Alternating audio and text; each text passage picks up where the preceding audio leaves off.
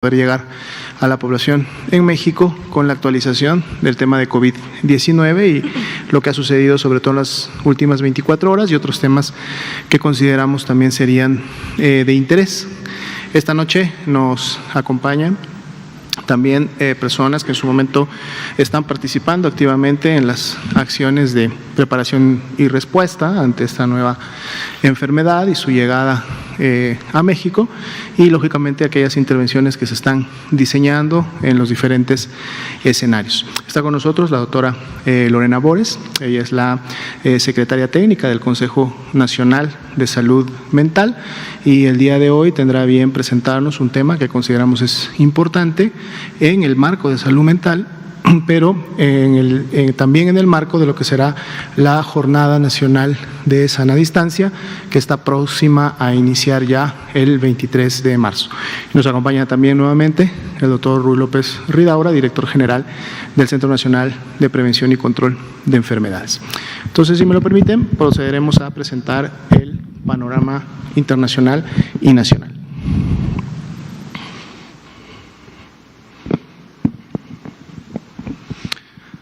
Bien, el día de hoy tuvimos una actualización en donde son un poco más de 190,000 casos los que se confirman a nivel internacional.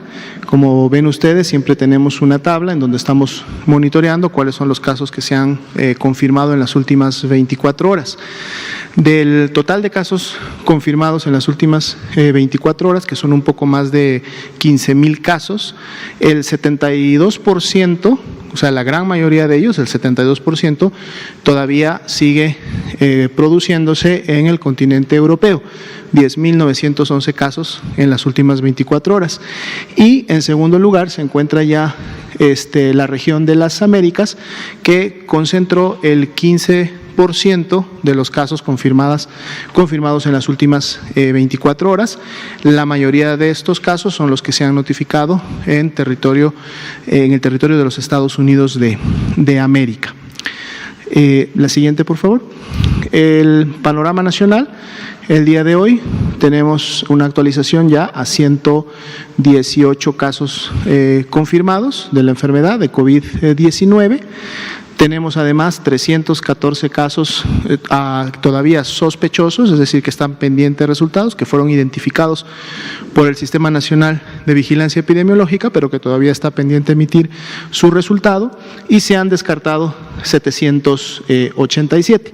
Recordemos siempre que esta cifra, la de 314, es la que está variando todos los días, porque en la medida como van saliendo los resultados del laboratorio de estos 314, entonces se van, dependiendo del resultado, se van sumando o a los casos que salen negativos o se van sumando a los casos que finalmente se confirman. Los casos siguen presentando la siguiente distribución. El 59% de ellos han sido del sexo masculino, así también un 9% ha requerido ingresar a un servicio de segundo nivel de atención, o sea, es decir, a una hospitalización, no necesariamente porque hayan presentado una enfermedad grave, sino que en algunos casos también para continuar con el proceso de aislamiento. En la gráfica de abajo, donde dice estatus de los casos positivos, es independientemente de cómo ingresaron en su momento cuando fueron captados por el sistema de vigilancia epidemiológica, este es el estatus que guardan los casos en las últimas 24 horas, en donde todavía la mayoría sigue siendo o estando en atención ambulatoria. Son estos casos que están cursando un resguardo en su domicilio, que por su enfermedad leve no requieren de estar hospitalizados, son el 89%, y del grupo que está en hospitales, el 7% se reporta como estables, o sea, del total de casos confirmados, y seguimos teniendo 2% de casos graves, además de los recuperados, que los tenemos en la tablita de abajo azul, que son 3, que se tiene ya la evidencia con el resultado del laboratorio que se toma todavía actualmente de un caso que ha cursado con sus 14 días de aislamiento y donde tenemos un resultado negativo para verificar o certificar que efectivamente la recuperación ha sido completa. Igualmente tenemos la distribución por institución, es decir, pueden ustedes ver que el 71% de los casos, la gran mayoría de ellos ha sido atendido en unidades de la Secretaría de Salud, en las diferentes entidades federativas, así como en los hospitales de alta especialidad también que opera la Secretaría de Salud Federal, seguido de un 23% que ha sido atendido en hospitales privados. Vemos cómo hay una participación importante, porque prácticamente un poco más de la quinta parte de los casos confirmados han sido atendidos y confirmados en hospitales privados. También tenemos participación de las otras instituciones como el IMSS, como el ISSSTE o algunas más que también han atendido alguno de estos casos. Los casos tienen un rango de edad que fluctúa entre los 17 años, sería el caso más joven, 80 años el caso con mayor edad. Sin embargo, la media, es decir, la mayoría de ellos, la mediana, están en 41.5 años de edad. En la siguiente vemos lo que significa lo que es el seguimiento de contactos. Como ustedes saben, es muy importante el seguimiento de contactos porque precisamente de ahí nos permite identificar cómo se puede estar transmitiendo y dispersando la enfermedad. Ayer hablábamos de un 9% sintomáticos, el día de hoy es 10% de sintomáticos, es decir, del total de contactos, el 10% presentó síntomas. Estos representan 47 contactos que presentaron síntomas. Se toman muestras porque en el momento que un contacto presenta síntomas, se convierte inmediatamente en un caso sospechoso. Tenemos ahora 11 resultados positivos a SARS-CoV-2, es decir, son 11 casos que se consideran como asociados a importación, es decir, que se contagiaron de un primer caso importado con el cual lógicamente tenían un contacto. Ayer hablábamos que de estos casos que son asociados a importación también se había identificado un brote familiar, es decir, familiares directos cercanos o intradomiciliarios que se habían contagiado y habían desarrollado la enfermedad.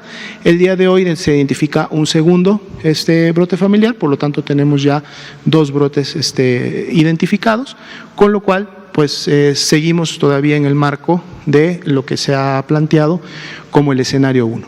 ¿Dónde están distribuidos estos 11 casos asociados a importación? Los pueden encontrar también en la información, 3 en la Ciudad de México, 2 en Querétaro, 1 en el Estado de México, 1 en Quintana Roo, 2 en Puebla, 1 en Guerrero y 1 en Jalisco. Gracias. En la siguiente parte vamos a pedirle a la doctora Lorena Bores que nos presente el tema que habíamos comentado. Muchas gracias, José Luis. Bueno, buenas noches a todas y a todos. El día de hoy queremos tocar un punto importante acerca de lo que puede ser alguna afectación psicológica, pero también algunas estrategias de afrontamiento para la futura Jornada Nacional de Sana Distancia que en breve iniciará. Bueno, primero quisiera nada más recordar que nuestra salud, la salud física y también la salud mental, pues es el resultado de una interrelación de factores tanto biológicos como psicológicos como sociales. Y que cuando hay una variación en estos factores se puede determinar una alteración en nuestra salud física como en nuestra salud mental y puede expresarse algún tipo de condición, enfermedad o algún tipo de trastorno. La vez pasada ya habíamos hablado de que ante esta epidemia, pues estamos hablando de que es normal percibir miedo, de sentir ansiedad e inclusive tenemos que tener algunas medidas de prevención para que no lleguemos al pánico. ¿Qué va a suceder en este periodo y en esta jornada de sano distanciamiento? Pues va a haber o se va a motivar a que las personas guarden un aislamiento, sobre todo en sus casas, y que realmente para evitar esta propagación y esta transmisión y que todos contribuyamos con una salud. Ahora, es decir, este distanciamiento puede tener algunos efectos sobre nuestra salud física y sobre nuestra salud emocional o nuestra salud mental. Dentro de algunos de los efectos físicos que puede tener, puede generar cansancio y fatiga, nos puede exponer a que cambiemos nuestros patrones de alimentación y que si lo combinamos con largos periodos de inactividad o que no hagamos ejercicio, pues eso puede repercutir inclusive en un aumento de peso. Y también puede llevarnos una sensación de lentitud física y y mental, así como cambios en nuestro ciclo de sueño. Dentro de algunos de los efectos que puede tener emocionales es que lleguemos a un estado constante de aburrimiento o hastío, y eso pueda generar un desánimo para realizar las actividades comunes, así como puede generar algunos cambios emocionales, además de que el miedo aumente y aumenten las preocupaciones y podamos llegar a un estado de pánico. También puede expresarse como irritabilidad, estar de malas todo el tiempo, e inclusive llegar a estar en un estado de enojo constante. También otra cosa que puede expresarse es que las personas pueden estar demasiado alertas por cualquier sintomatología que pueda sugerir algún tipo de enfermedad, o que inclusive estén todo el tiempo con el miedo de contagio. Otra de las cosas que puede pasar es que las personas tengan la sensación de que no están siendo productivas, y eso puede generar también algún estado de tristeza. Y otra cosa que sucedería, o bueno, también es uno de los efectos negativos, es un estado constante de injusticia, es decir, es injusto que yo esté bajo resguardo, es injusto este aislamiento y es injusto esta cuarentena, y eso puede llevar también a tener un impacto en nuestra salud mental y, por supuesto, tristeza. Esto que puede suceder puede llevar también a consecuencias ya de tipo emocional, es decir, algunas complicaciones con nuestra familia cercana con la que vamos a convivir. Puede inclusive a generar que empecemos a tener una disminución en nuestra tolerancia, y eso puede generar de alguna forma peleas, conflictos. Puede aumentar o incrementar estados de descanso, pero que inclusive duramos de más, y entonces evitemos y aprovechemos el tiempo para realizar algunas de nuestras actividades, inclusive vitales, o de nuestras actividades habituales en nuestro hogar. Además, puede generar o puede ser un riesgo para el aumento del consumo de sustancias, y por supuesto también podría de alguna forma generarse un riesgo de violencia, ya sea de pareja, entre hermanos, adultos mayores e inclusive hacia los animales. Pero por eso queremos platicar y compartir con toda la población acerca de estrategias de afrontamiento, es decir, qué podemos hacer durante esta jornada de sano distanciamiento. Pues bueno, primero es recordar que es una medida y una situación temporal. Esto es algo que va a terminar y que no va a ser por un tiempo prolongado. La segunda es reconocer que mantenernos en casa y realizar estas medidas de distanciamiento y de aislamiento es un bien para los otros, es decir, cambiar esta visión tanto de injusticia o tanto de esta visión negativa hacia un afrontamiento positivo. Es decir, si yo me quedo en casa, estoy contribuyendo con la salud de muchas personas, y no nada más de personas que no conozco, sino también con la salud de personas que conocemos, nuestra familia, todos tenemos abuelos, padres, hijos, y la verdad es que haciendo también todas estas medidas estamos contribuyendo con un bien común. La siguiente, muy importante ya al estar en casa, es diseñar y tratar de mantener una rutina que nos ayude a tener una sensación de normalidad y control. Tratar de mantener nuestros horarios de comida, nuestros horarios de sueño, precisamente para tener esta sensación de previsibilidad en lugar de incertidumbre. Algo que se recomienda es no mantenerse viendo la televisión por largos periodos, sino mantenerse también activo, realizar ejercicio, mantenerse ocupado, buscar actividades manuales que les distraigan. Y en el caso, por ejemplo, de los niños, algo que se ha mencionado es que no son periodos vacacionales. En el sano distanciamiento va a haber actividades que se le va a dejar a los niños, actividades escolares. Entonces la idea es que tratar de mantener esta rutina, que se levanten a la misma hora, que traten de tener sus horarios de comida, sus horarios de sueño, y mantener las actividades escolares y también de recreación. Puede ser un buen momento para una convivencia familiar, mantener algunas actividades de juego, juegos de mesa, realizar rompecabezas, y verlo más bien desde un enfoque positivo para una convivencia familiar. ¿Es necesario mantenerse informado? Sí, pero también esto tiene que ser planeado y tiene que entrar dentro de una rutina. La idea es que se aproveche el tiempo y también se escojan algunos horarios para poderse mantener informado, ya sea en la noche, viendo las conferencias de prensa, pero bueno, el tiempo que ustedes decidan, y procurar que la información que van a tener, o bueno, que van a obtener, sea verificada y de fuentes confiables. Esto viene también con la recomendación que dimos la vez pasada, evitar la sobreinformación, sobre todo de noticias que puedan ser falsas o mensajes alarmistas, y tener cuidado también con esta información saludable. Utilizar la tecnología para tener contactos con los familiares y, si es posible, para continuar con las actividades laborales y con las actividades académicas. Como ya mencioné, también los niños tendrán actividades escolares. Siempre tratar de tener personas de confianza y tener los números bien identificados, quiénes podrían ser alguien que podamos hablar en una situación que nos empezamos a sentir nerviosos, pues también tener con quién platicar y hablar de nuestras emociones. Mantener cuidados de una vida saludable, como decía, y bueno, también tener presente que las crisis también son y representan oportunidades para mejorar. ¿Qué va a pasar con los niños? Recibimos muchas veces esta duda, ¿cómo hablar con ellos acerca de esta emergencia? Bueno, una de las cosas más importantes es recordar que es necesario hablar del tema. Los niños seguramente tendrán muchas dudas, muchas preguntas sobre el tema, lo escuchan en las noticias, lo escuchan en la escuela e inclusive lo escuchan entre sus propios compañeros y pares. Entonces es importante tratar de mantener una comunicación con ellos. Uno de los consejos que se brinda a los padres de familia es que brinde información también adecuada al nivel de desarrollo, utilizando un lenguaje que puedan entender. Y también los padres, si tienen los niños alguna pregunta, alguna duda que no puedan responder, también decirle que eso no lo saben, pero que pueden buscar la información, o una vez que ellos tengan esa información, se las van a transmitir. Es importante también aprovechar esta oportunidad también de conversación con los hijos. Vaya, es importante toda esta comunicación. Ahora, es importante también decir en qué momento.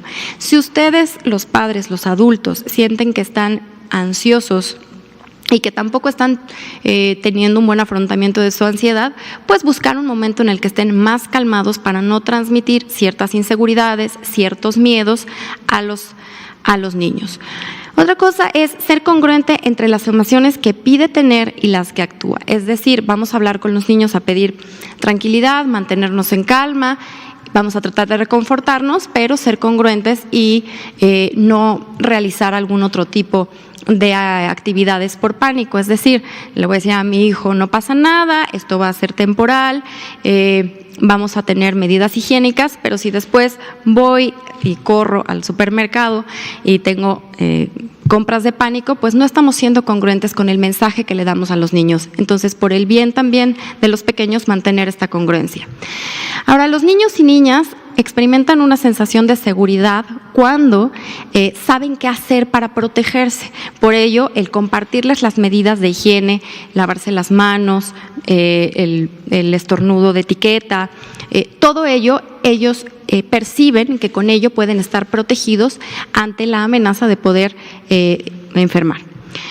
Siempre importante transmitirles seguridad y, bueno, lo que decíamos hace rato, si no tiene las respuestas, decirle, bueno, no las tengo ahorita, pero cuando las sepa podemos hablar del tema. Y las recomendaciones para el otro extremo de la vida, que serían las recomendaciones para los adultos mayores. Hemos dicho aquí que hay que extremar las medidas porque existe cierta vulnerabilidad. Bueno, pues algunos de los puntos que se pueden hacer es que cancelen las citas médicas no necesarias. Es decir, algunos adultos mayores padecen algunas enfermedades y que tienen que estar yendo a algunas unidades de salud a consultas de control. ¿Qué sucede? Eso puede exponerlos. Entonces, la idea es tratar de cancelar las que no sean necesarias, las que sí, pues sí tienen que atender su salud. La otra es buscar mantener comunicación con ellos a través de vía telefónica, mensajes o inclusive redes sociales.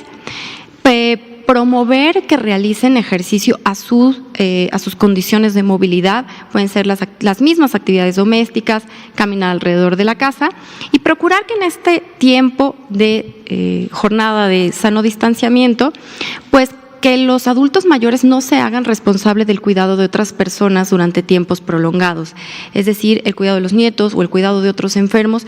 En esta ocasión, tratar en la medida de lo posible evitarlo, precisamente para evitar un contagio que puedan en ellos terminar en algún desenlace de alguna enfermedad, en este caso del coronavirus. Y bueno, muchísimas gracias. Muchas gracias, doctora Bores. Y bien, entonces pasaríamos a la parte de preguntas y respuestas. Cuando hacemos una pregunta aquí y luego una pregunta aquí y ahorita seguimos. Por favor. Alejandro Barros, una pregunta obligada que tenemos en consenso todos es si nos puede comentar algo con respecto a la reunión del Consejo de Salubridad, en cuanto a, también me podrían comentar con respecto a materiales en otros idiomas indígenas, náhuatl, maya, para las comunidades indígenas, que ha sido una exigencia en distintos niveles políticos y que también es necesario. Y si nos puede informar la doctora con respecto a las estrategias, pero de cuidados con personas con enfermedades crónicas, cáncer y que requieren otros procedimientos. Muy bien, comento sobre las primeras dos preguntas.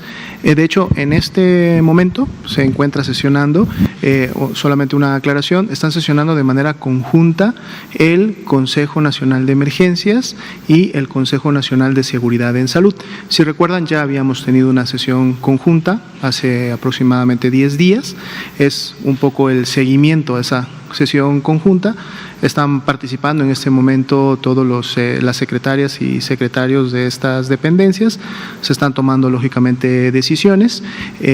Cuando nosotros nos retiramos de la sesión, prácticamente llevaban 20 minutos sesionando, por lo que estos acuerdos, compromisos y todo lo que pasó en la sesión va a estar disponible, yo creo, todavía en unos momentos más. De hecho, en estos momentos deben o estar por terminar o haber terminado hace poco, pero de seguro el área de comunicación social en su momento podrá dar más información, o ya con toda la información completa el día de mañana podemos presentar lo que se vio en estos comités, ¿no? Se dice que va a ser mañana a las 17 horas. Puede ser, no tengo yo esa información, no sé si lo vayan a ver ahorita en este momento, vaya a ser un acuerdo o compromiso de este comité. El que está sesionando en este momento es el Comité Nacional de Emergencias y el Comité Nacional de Seguridad en Salud. Es el que está sesionando o acaba de terminar de sesionar en estos momentos. No tendría esa información. No sé si lo hayan puesto sobre la mesa de acuerdos y compromisos de esta última, pero no lo tenemos. La segunda pregunta. Perfecto. El área de promoción de la salud, el componente de acción de promoción de la salud, precisamente está ya trabajando. De hecho, el doctor Ricardo Cortés Alcalá lo informó en la reunión que tuvimos del Subcomité Técnico de Enfermedades Emergentes, que es donde se dan los informes de los trabajos de cada semana. Toda la semana sesiona este subcomité, y expresó él que están ya realizando la traducción a varias de estas lenguas. Esperamos a la brevedad poder contar ya con ese material. Ya había una pregunta para la doctora Bores. Sí, bueno, las personas con enfermedades crónicas, por ejemplo, diabetes o enfermedades cardiovasculares, per se, tienen mayor riesgo de presentar algún trastorno mental, por ejemplo, depresión y ansiedad. Sin embargo, las medidas son aplicables de prevención y afrontamiento, son para todos. Obviamente, si existe el antecedente que ya son personas que tienen algún trastorno o algún diagnóstico de trastorno mental ya diagnosticado, pues sí sería importante que tuvieran mayor cuidado y mayor vigilancia sobre sus síntomas emocionales. Eso es una. La otra es si están bajo algún tratamiento farmacológico, bueno, pues aumentar la adherencia a este tratamiento farmacológico para evitar alguna recaída, tanto alguna recaída de algún episodio depresivo mayor o una exacerbación de los síntomas de ansiedad, etcétera. Entonces, esa sería una recomendación, porque sí sería como un grupo que pues también podría tener inclusive mayor riesgo de presentar estas consecuencias emocionales durante el periodo el periodo de la jornada de la sana distancia. Muy bien, habíamos conseguido una pregunta ya, Estela. Buenas noches, Patricia Rodríguez Calva, de Grupo Imagen.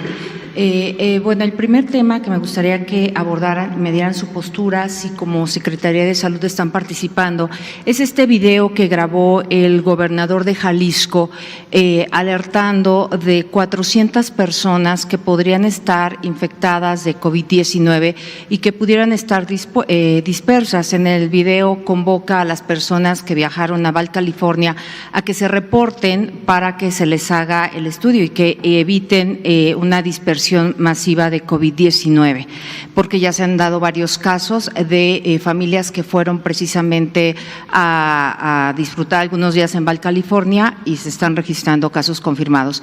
Esa es una pregunta. La segunda, hoy prometieron traer los datos del número de ventiladores y de camas de terapia intensiva que tienen ustedes ya listos, si se da el escenario 3 en esta contingencia. Y si ustedes me lo permiten, yo sé que habían dicho que es la Secretaría de Salud de la Ciudad de México quien se hace cargo del tema de sarampión. Sin embargo, hoy ya se detectó un caso en el Estado de México y me gustaría saber qué es lo que tienen ustedes como dependencia federal. Gracias. ¿Cómo no? En lo personal no me ha tocado ver el video como tal. Si este fuera cierto o el llamado se estuviera realizando, pudiera ser un mecanismo a través del cual se pretende identificar a los contactos, dado que cuando son los contactos, digamos, en gran cantidad, cuando estos están, por ejemplo, se encuentran en un vuelo aéreo, tenemos listas de pasajeros a través de cual se hace el abordaje correspondiente. En otras ocasiones, cuando utilizan otro tipo de transportes, depende, lógicamente, de que se pueda haber tenido acceso a estos listados, que las navieras, aerolíneas o las empresas transportistas puedan haber dado los datos de las personas, pues normalmente esa es la vía por la cual se identifican los contactos, se abordan, se lógicamente verifican si están o no sintomáticos, y si efectivamente fueron contactos de un caso confirmado, entonces ingresan al proceso de resguardo domiciliario durante 14 días, y si durante ese tiempo inician con signos y síntomas de enfermedad, se toma la muestra correspondiente. No he visto, como le digo, el video que aduce al gobernador, pero no sé si pudiera ser esa igual una estrategia de avisar a las personas que estuvieron en un determinado lugar o compartiendo un determinado espacio con un caso confirmado, que efectivamente se reporten para entonces que puedan en su momento integrar el estudio de contactos de la mejor manera posible e identificar a todos los que pudieran haber estado en ese lugar, ¿no? Digo, si fuera cierto.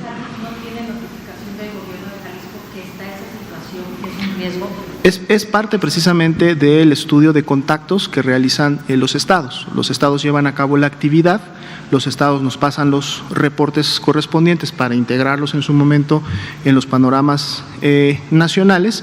Entonces podemos hacer la investigación del evento en específico. Hay que recordar que en el hoy están sucediendo estos eventos en toda la República.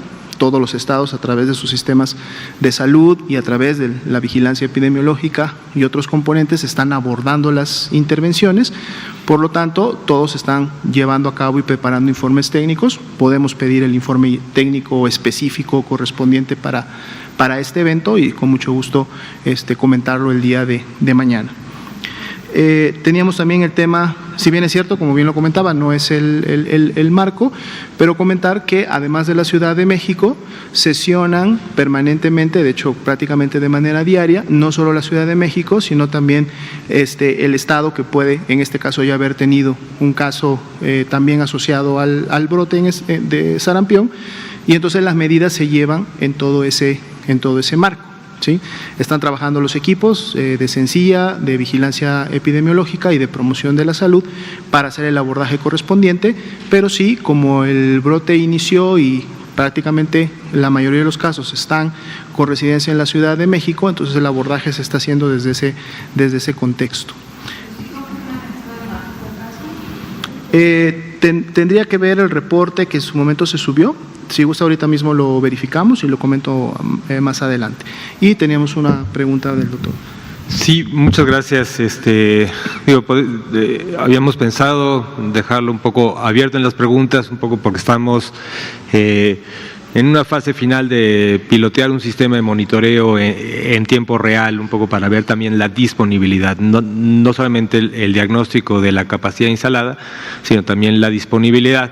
Pero si me pueden pasar tal vez las diapositivas que les mandamos, para que vean un poco los números que tenemos de capacidad instalada, tanto en camas como en unidades de terapia intensiva. Este es un cuadro general de todas las unidades médicas, tanto el total de unidades, el total de consultorios y el total de camas de hospitalización, esto sin diferenciar entre camas de terapia intensiva o de urgencias o de hospital general, y también por institución, Secretaría de Salud, el IMSS, el ISSSTE, el IMSS Bienestar, y otros de los servicios que tenemos, incluidos los privados. Y esto, como pueden ver, tenemos un total de 121.435 camas. Esa es la infraestructura hospitalaria que tenemos. Tenemos cerca de 83,000 consultorios y en 33,000 unidades a todo lo largo y ancho del país. La siguiente, por favor. En la siguiente diapositiva lo que queremos mostrar es ya en los servicios estatales de salud, eso en los 32 servicios estatales de salud, un poco ya la capacidad específica de urgencias, y como pueden ver específicamente en las camas que tenemos para cuidados intensivos, más o menos son 1,500, estamos ratificando con algunos estados todavía o rectificando algunos datos, pero la variabilidad va a ser mínima. Estos son más o menos 1,500 camas que tenemos en los servicios estatales de salud en unidades de terapia intensiva. También, como pueden ver, hay otras camas que también, en servicios de urgencias, en servicios de cuidados intermedios, que en los planes de reconversión, como ya lo hemos platicado, estamos pidiendo en cada uno de los hospitales de tercer nivel que tengan unidades de cuidados intensivos, que también presenten, y estamos validando junto con ellos los planes de reconversión, es decir, qué camas, además de las ya instaladas en terapia intensiva, pudiesen convertirse en camas para atender enfermos críticos, y principalmente muchas de estas camas son, o de las camas ya instaladas en unidades de cuidados intermedios o en unidades de urgencias. Un poco en el programa, que también yo creo que pronto estaremos también listos, ya la publicación de los lineamientos de estas reconversiones, y que estamos trabajando con cada una de las instituciones y los estados, es también entender cómo, para dónde, a partir de qué y con qué insumos se cuentan para estas reconversiones o conversiones hospitalarias. La siguiente, un poco también para ver el tema de los ventiladores. Esto es de los recursos humanos también. Esto es más de toda la plantilla que tenemos, más de 35,000 médicos generales, más de 112,000 enfermeras. Esto es en los servicios estatales de salud, urgenciólogos, neumólogos. Esto es una cifra general que tenemos. Esto también es un sistema público que también se puede verificar. El Sinergias, que es un sistema que tenemos de los recursos y de recursos humanos, que también la pueden verificar dentro de la Dirección General de Información en Salud. La siguiente, por favor. Y esta, ahora sí, un poco los ventiladores también en los servicios estatales de salud. Esto es un dato de verificación que hemos tenido recientemente en estas semanas con los estados, y tenemos que un total de 2,053 ventiladores funcionando en los servicios estatales de salud. Y también quería presentar esto porque también de los equipos de protección, un poco en esta pregunta de cuál es la capacidad que se tiene ahora o qué insumos se tienen ahora en el primer y segundo nivel. Como pueden ver, esto juntando todo lo que tiene el primero y segundo nivel de todo el país en los servicios estatales de salud, pues tenemos más o casi 5 millones de cubrebocas, 103,000 N95, que son los cubrebocas rígidos, estos de alta eficiencia. Tenemos esta cantidad de alcohol gel y jabón líquido. Esto es un poco lo que estamos en las reservas que tienen ahorita los hospitales, más lo que estamos surtiendo. Esto es de los servicios estatales de salud. La siguiente. Y finalmente, esto también es en cuanto al IMSS, y solamente quiero llevarlos al punto de casi 1,900 camas de terapia intensiva. Y en la siguiente, por favor. Y también en los recursos humanos. Aproximadamente, si medimos o si sumamos la cantidad de camas en terapia intensiva, estamos hablando de casi 4,000 camas de terapia intensiva, esto aún sin considerar esperar lo que venga también de otras instituciones como Pemex, ISSSTE y esto que están por sumarse, que aunque contribuyen de una proporción menor, pues se van a sumar en la capacidad. Y también importante, cuando estuvimos hablando con la coordinación y el doctor Gustavo Reyes Terán, en la coordinación de los institutos nacionales y hospitales de alta especialidad, hemos visto los planes que tienen los institutos y los hospitales en la zona metropolitana de hasta convertir hasta 400 o 500 camas adicionales de terapia intensiva con las que se pudiese, en caso necesario, atender un mayor volumen. Solo recordar que la idea de estas medidas de mitigación y también con ayuda también de las jornadas de sana distancia, lo que buscamos, el objetivo que buscamos es que esta curva sea mucho más plana, o sea que de forma simultánea la necesidad hospitalaria sea mucho menor, tal vez más prolongada, pero menor de manera simultánea, porque consideramos que con las camas que tenemos y además los planes de reconversión será suficiente. Gracias. Sí, digo, son 10,000 durante toda la curva epidémica. Entonces, también ayer comentaba sobre la necesidad de tener un cálculo más fino sobre la cantidad de pacientes que de manera simultánea. Entonces, son 10,500 pacientes que hemos estimado durante toda la temporada, ¿no? A lo largo de 12 o posiblemente más semanas, dependiendo de qué tanto la logramos aplanar y alargar. Y lo que hemos calculado es que tal vez en un escenario o de los peores escenarios, tal vez podemos pensar que más o menos entre 1,500 y 1,800 pacientes puedan estar hospitalizados, pero eso y de terapia intensiva va a tener que ser definido con mayor precisión. Entonces estamos haciendo el cálculo con el modelaje más preciso y con mucho gusto es un dato que nos interesa mucho a nosotros para planear la reconversión y ya se los comunicaremos con más precisión. Gracias. Bien, tomamos dos preguntas ahora de este lado.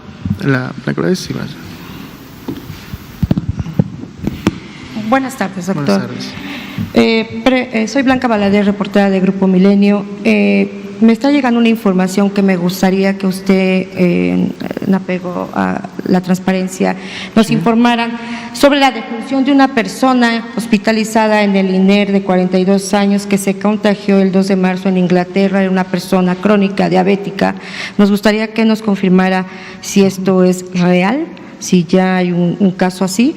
También si nos puede decir cuántas personas de las personas que se contagiaron en Vail, Colorado, son mexicanos y ya saben la ruta de dónde fue el primer contagio. También si nos puede comentar, doctor Ruy, si este virus ya mutó, hay una publicación que en España ya mutó, si nos pueden contestar. Y nada más, el cierre de fronteras bilateral entre Estados Unidos y Canadá, Donald Trump está diciendo que posiblemente haga un cierre de fronteras por cuestiones sanitarias hacia México. ¿Cuál sería la carga en este caso de que expulsen a los migrantes o los deporten? Si esto ya lo están contemplando y forma parte de las pláticas del Consejo de Salubridad, que se reuniría por primera vez de manera extraordinaria mañana a las 5 de la tarde. Gracias. Bien. El corte para la presentación del día de hoy se realizó a la 1 de la tarde. Habíamos comentado ya en ocasiones anteriores que pueden haber muchos casos sospechosos o inclusive casos confirmados que en su momento se van sumando en el transcurso de la tarde. Verificamos la información para en su momento tenerla. Hasta el corte de la 1 no teníamos notificada ninguna defunción que tuviera un diagnóstico confirmatorio de COVID-19, pero como le digo, esta información es muy dinámica, ¿no? Mientras nosotros estamos en este momento en la conferencia, se están confirmando casos, están llegando personas, pero con mucho gusto tomamos la nota específica para dejar. Sí me gustaría que ahorita que son las 7:38 nos podría, yo supongo que tienen un grupo de personas trabajando, si nos pueden confirmar, porque esto yo creo que también forma parte de la transparencia del gobierno federal y esto también evitaría rumores que no tienen ningún sentido estar propagando, como dice la doctora. Entonces, sí me gustaría que nos confirmaran antes de que termine la conferencia si murió o no. definitivamente persona. hacemos la investigación, la solicitud, esperando poder en un momento determinado obtener el dato, recordando que ahora ya son más de 1,000 personas en toda la República Mexicana que se están llevando a cabo. Yo Vamos a creo hacer la que hablando investigación al INERES, específica, ¿no? Hablando al INERES, con Sí, eso se confirma. forma parte de del sistema, cómo funciona el sistema de vigilancia epidemiológica, ¿verdad? Pero aún así hay que recordar que la información tiene que estar sustentada en la investigación, es decir, contar con la evidencia del resultado del laboratorio, contar con la evidencia de que si la persona falleció o no falleció, contar con los antecedentes epidemiológicos para poder dar la información como debe de ser. Entonces, no necesariamente, si esto es algo muy reciente, se puede tener toda esta información en minutos, porque son procesos que en su momento involucran la visita de la unidad médica por parte de las áreas de epidemiología, recabar la información, constatarla y sacarla. Pero lo que sí nos podemos comprometer es que ni bien la tengamos integrada, podemos en su momento otorgarla. Vamos a ver si el tiempo nos da para Nada más antes saber la los de sesión. Bail, Colorado, cuántos mexicanos y ya tienen dónde hubo el contagio. ¿De Colorado? Sí, de Bail, Colorado. De Vail, Colorado. Perdón la pronunciación. No tenemos el dato, como le digo, a nivel, yo creo que eso es importante comentarlo. La investigación operativa está a cargo de los estados. Los estados, cada uno de los 32 estados, lleva a cabo la investigación operativa y la puntualidad de cada uno de los casos confirmados. Cuando hablamos del seguimiento de contactos de los casos confirmados, los estados tienen la información puntual y precisa, porque es lo que le compete a cada uno de ellos, de la identificación de la totalidad de los contactos, los antecedentes de viaje o no de estos contactos y la integración de esta información. Entonces, en el nivel federal se concentra a nivel de la información que se requiere para efectos de la salud pública, es decir, para efectos de los casos a nivel país, a nivel comunitario.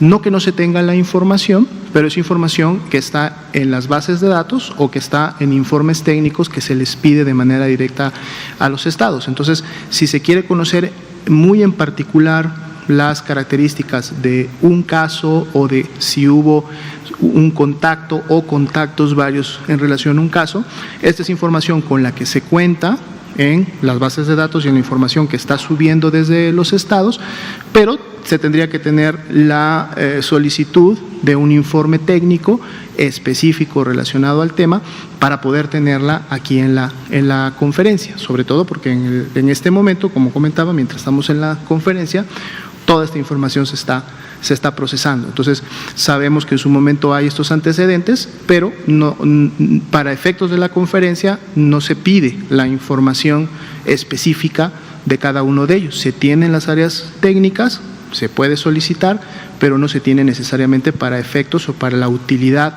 de lo que tiene la conferencia, que es comentar del panorama nacional y cómo está en su momento moviéndose la enfermedad. Nada más sin ¿verdad? saber si mutó el virus, como hay publicaciones, mutó el virus y lo que significaría la decisión de Trump de cerrar la frontera o en este caso la decisión de políticas públicas de deportar a migrantes. Gracias. Claro, no hay información de alguna mutación como tal. Lógicamente los casos en México que hemos tenido y el estudio que se hace de la genotipificación de estos todavía es poca, porque han sido pocos los casos como tal, pero no se tiene información oficial o, por ejemplo, la fuente oficial para este tipo de temas, más allá de alguna publicación o declaración de algún país. Si vamos a hablar ya de que el virus pudiera o no haber mutado, tendría que ser la Organización Mundial de la Salud, quien es la que integra, así como nosotros integramos en su momento el panorama nacional de México, ellos integran el panorama internacional, reciben de manera oficial los documentos, las investigaciones, los números de casos. No tenemos del monitoreo que se realiza que la OMS haya en su momento publicado oficialmente algún tipo de mutación.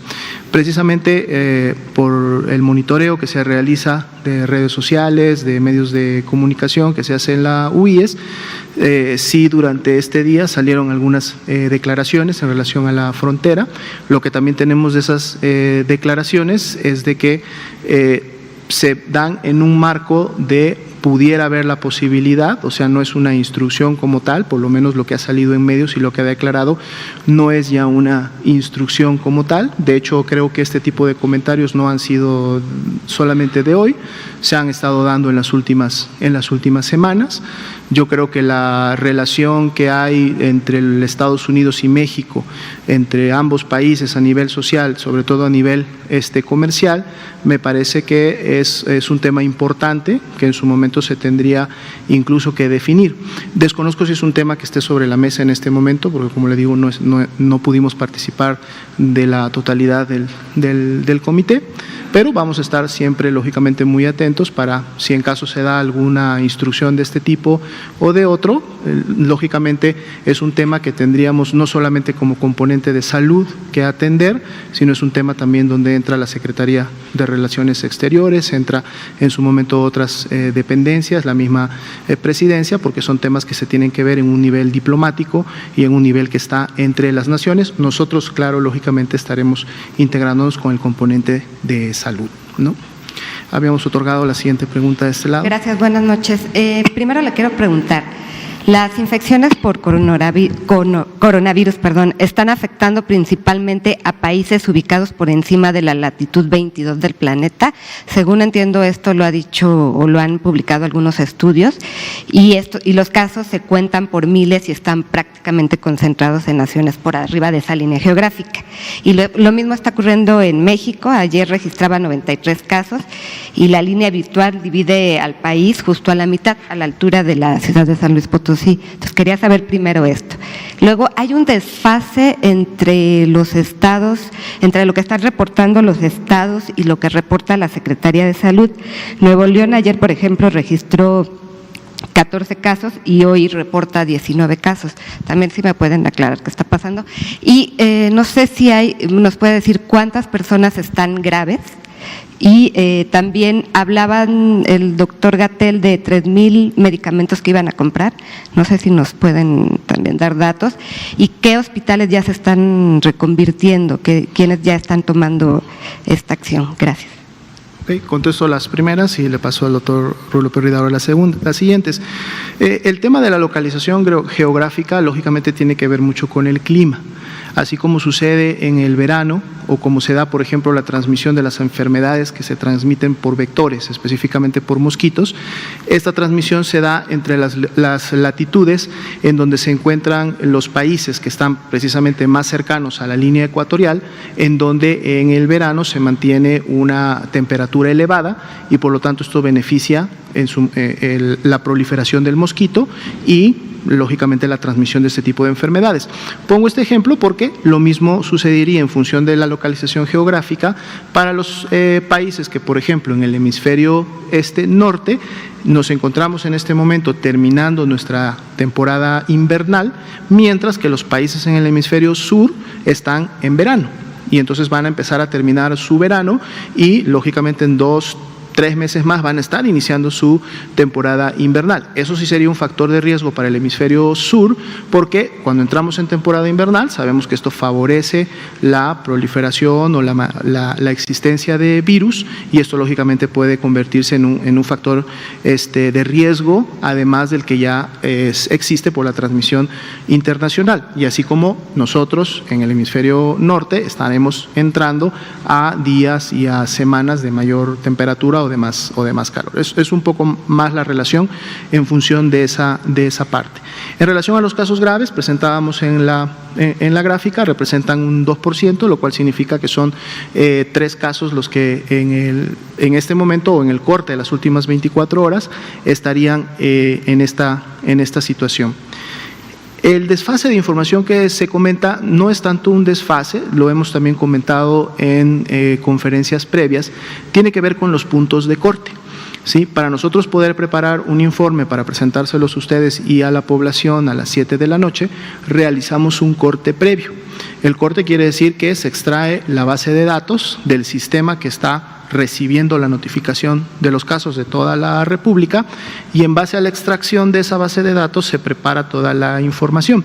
Pero en el momento que nosotros extraemos la base de datos, al siguiente minuto, a la siguiente hora, siguen integrando y siguen notificando los casos, y todos los casos, sospechosos, negativos, confirmados. Recordemos que ahora la confirmación o negatividad de un caso proviene desde los estados, desde los laboratorios estatales de salud pública.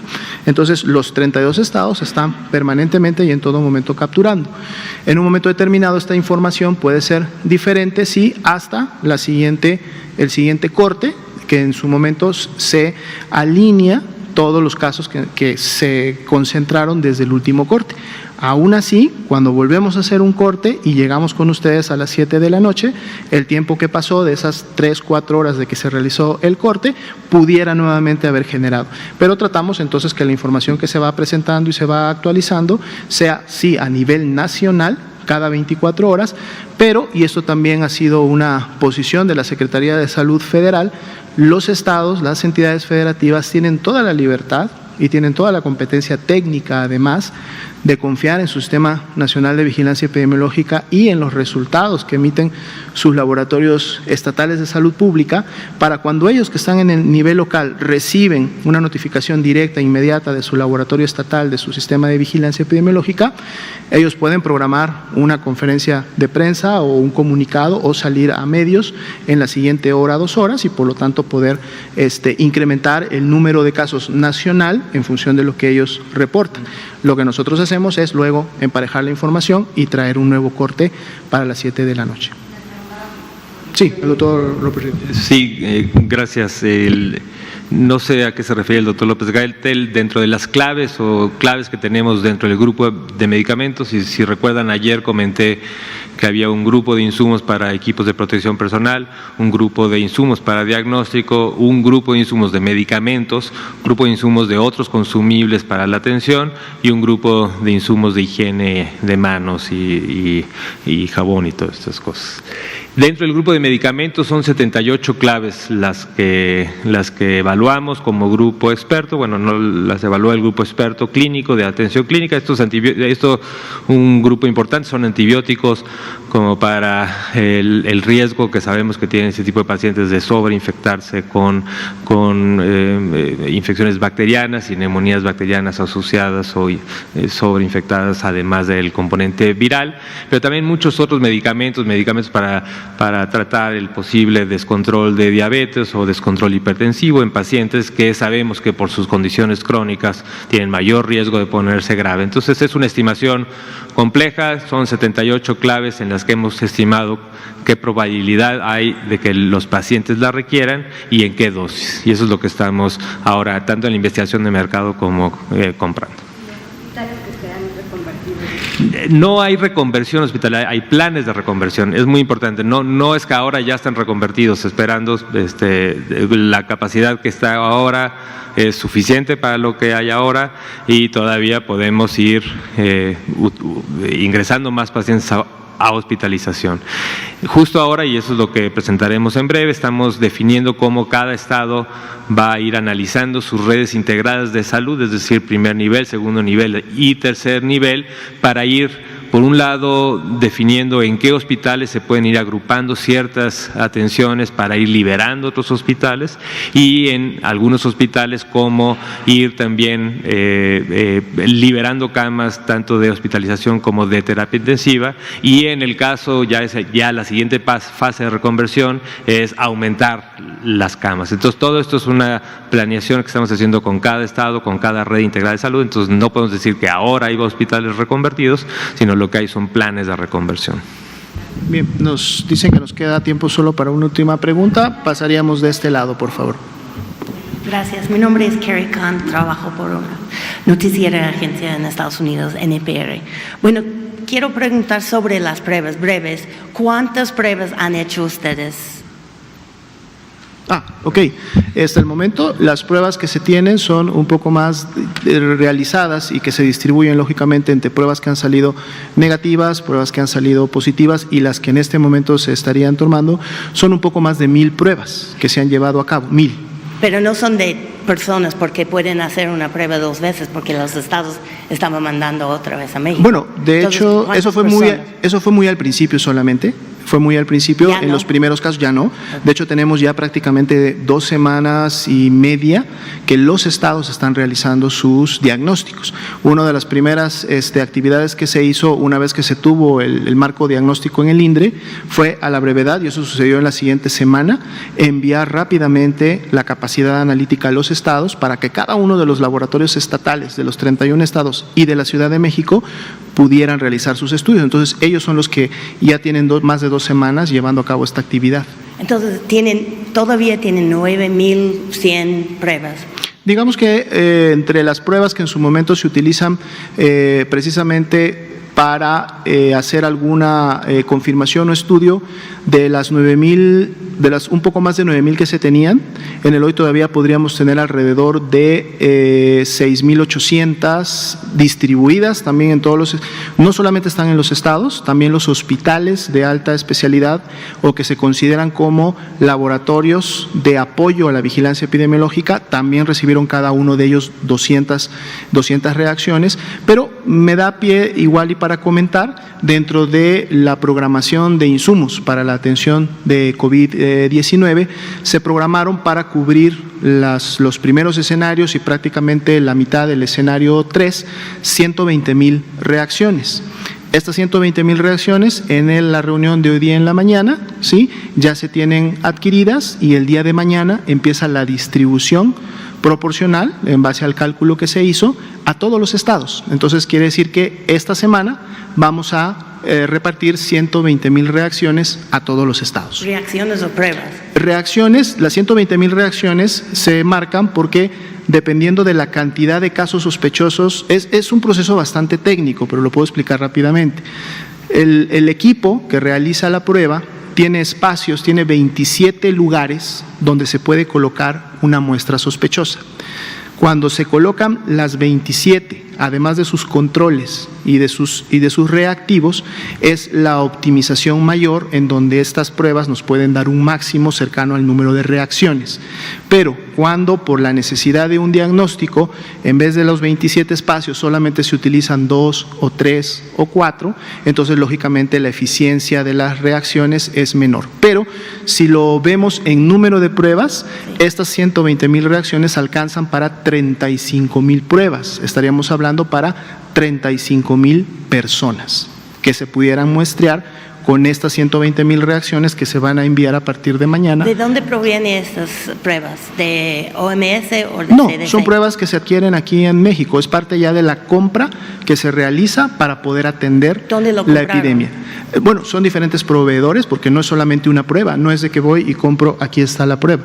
Son primers, son reactivos, son sondas, son toda una serie, son pruebas muy especializadas. Son hechos en México. Algunas son de importación, no puedo decir las marcas lógicamente para no dar una promoción a una marca en específica. Algunas son importadas y otras son nacionales, se realizan en México. Sí van a aumentar las pruebas que están haciendo. Estas pruebas precisamente se adquirieron porque, como comentábamos en la conferencia de ayer, México va a pasar a un modelo de vigilancia centinela.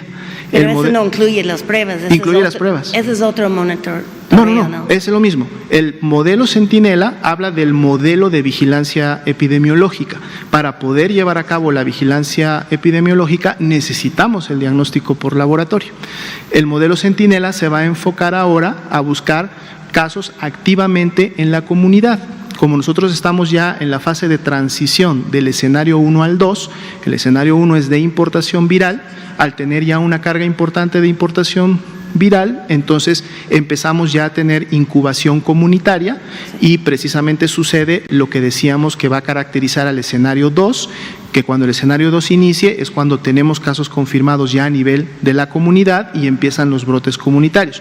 Para poder saber dónde están ocurriendo y poder llevar un buen registro de la dispersión y cómo se está moviendo el virus, el sistema de vigilancia cambia a un modelo Centinela. Pero esa es mi pregunta, que no entiendo cómo ustedes dicen que no van a empezar ese modelo Centinela hasta que empiece el fase 2. ¿Cómo están que no están en el fase 2 si no están haciendo la prueba de la comunidad? No están haciendo masivas las pruebas. Nada más han hecho 1,000. Porque en la fase, lo que pasa es que el modelo en México y lo que se ha establecido, inclusive está respaldado por la OPS, porque este modelo se ha compartido con estas instancias. Cuando tenemos escenario 1, en donde no hay todavía circulación viral, lo que estamos esperando son casos importados, se realizan o el enfoque es a los casos importados. Por eso se habla de identificación oportuna de los casos que vienen de fuera para poder llevar a cabo el aislamiento correspondiente del caso, la identificación y seguimiento de los contactos, precisamente para impedir que haya una dispersión comunitaria libre o abierta. Esto no quiere decir que el sistema, y lo hemos dicho en muchas conferencias, identifique al 100% de los casos importados. Claro que va a haber casos importados que no sean identificados y que en su momento son los que pueden iniciar una transmisión comunitaria. Tenemos que recordar que el escenario 2, en base al modelaje, está previsto para la primera semana de abril. Para México, en base a lo observado en curvas y en situaciones similares en otros países. Pero no vamos a esperar nosotros hasta la primera semana de abril para recién cambiar al modelo Centinela. Por eso decía que en este momento de transición, en donde estamos, en base a los escenarios estimados, estamos a 2 semanas de iniciar o presentarse el escenario 2, todavía estando en escenario 1 y ya ante la presencia de casos importados, esa era la primera señal para poder hacer el switch. En el momento en que tenemos casos importados, o sea, tenemos ya la entrada del virus al país, entonces se hace el switch a modelo Centinela comunitario para entonces poder empezar a detectar la transmisión secundaria. Eso es un tema epidemiológico. Bueno, nos dicen que se ha terminado la transmisión. Muchas gracias y mañana nos veríamos nuevamente para poder continuar. Muchas gracias. No me han pasado la información.